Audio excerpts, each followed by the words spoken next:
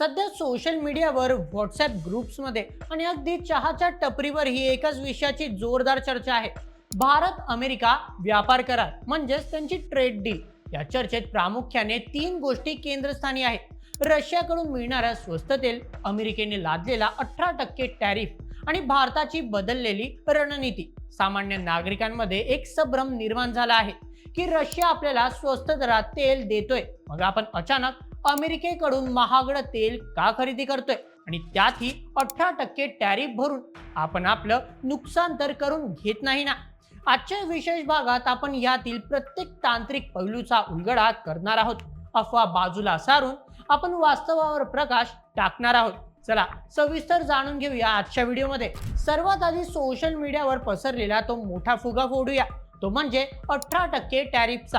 अनेकांना असं वाटतंय की भारत अमेरिकेकडून जे तेल आयात करतो त्यावर 18% टॅरिफ लागू झाला आहे. पण मित्रांनो, हे पूर्णपणे चुकीचं आहे. हा 18% टॅरिफ अमेरिकेने भारताकडून आयात केल्या जाणाऱ्या वस्तूंवर म्हणजेच एक्सपोर्ट्स ऑफ इंडियावर लावला आहे, भारताने अमेरिकन तेलावर नाही. यापूर्वी अमेरिकेने भारतावर जवळपास 50% पर्यंत टॅरिफ लावला होता, ज्यामध्ये 25% जुना टॅरिफ आणि 25% रशियाकडून तेल घेतल्याबद्दलचा दंडात्मक टॅरिफ होता. नव्या करारानुसार अमेरिकेने हा टॅरिफ 50% वरून थेट 18% वर आणला आहे. म्हणजे भारतीय निर्यातदारांसाठी ही आनंदाची बातमी आहे, कारण आता अमेरिकेला कापड, दागिने आणि स्टील विकणं स्वस्त होईल. जेव्हा डोनाल्ड ट्रम्प आणि पंतप्रधान मोदी यांच्यात संवाद झाला तेव्हा ही बातमी आली की टॅरिफ 18% करण्यात आला. गोंधळ इथेच झाला की हा टॅरिफ कोणत्या वस्तूंवर आहे. अर्थशास्त्राचा साधा नियम आहे: जो देश वस्तू आपल्या देशात घेतो म्हणजेच इम्पोर्ट करतो तोच टॅरिफ लावतो. अमेरिका भारतीय वस्तू घेते म्हणून त्यांनी टॅरिफ लावला. भारताने अमेरिकन तेलावर 18% कर लावला नाहीये. उलट अमेरिकेने जो 25% अतिरिक्त दंडात्मक टॅरिफ भारतावर लावला होता, कारण आपण रशियाकडून तेल घेत होतो, तो आता या करारामुळे हटवण्यात आला आहे. यामुळे भारताच्या अर्थव्यवस्थेला मोठा आधार मिळाला आणि महागाई नियंत्रणात राहिली. आजची रशिया भारताचा एक प्रमुख तेल पुरवठादार आहे, पण आंतरराष्ट्रीय राजकारणात सर्व अंडी एकाच टोपलीत ठेवणं धोक्याचं असतं. हा सर्वात महत्त्वाचा प्रश्न आहे. जर रशिया स्वस्त देतोय तर पूर्ण तेल तिथूनच का घेत नाही?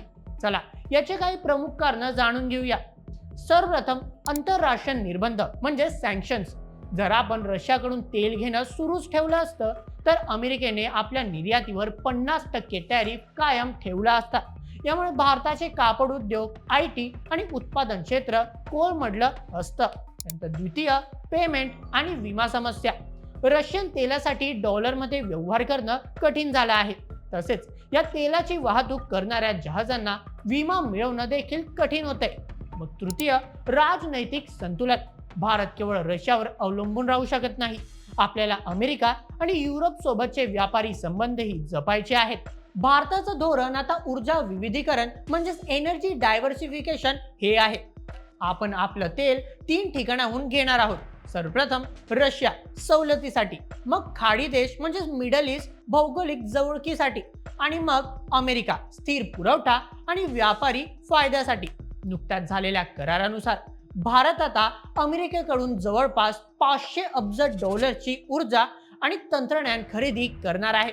त्यामुळे अमेरिकेने आपल्या वस्तूंवरचे टॅरिफ कमी केले आहेत, ज्याचा थेट फायदा आपल्या MSME क्षेत्राला होणार आहे.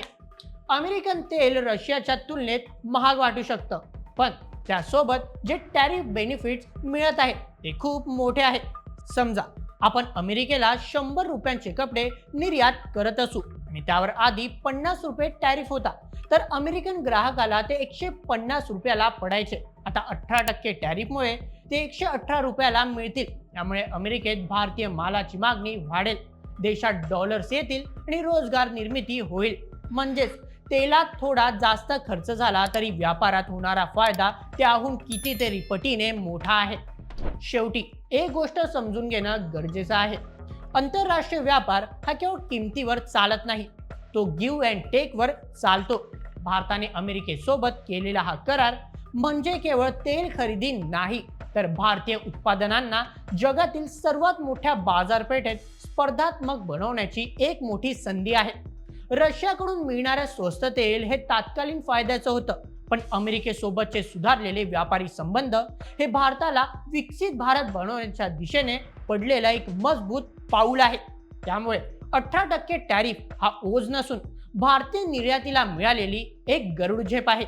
मित्रांनो, या ट्रेड डीलवर तुमचे काय मत आम्हाला कमेंटमध्ये नक्की कळवा आणि अशाच व्हिडिओसाठी सबस्क्राईब करा वर्ल्ड एमएच या आपल्या YouTube चॅनलला. धन्यवाद.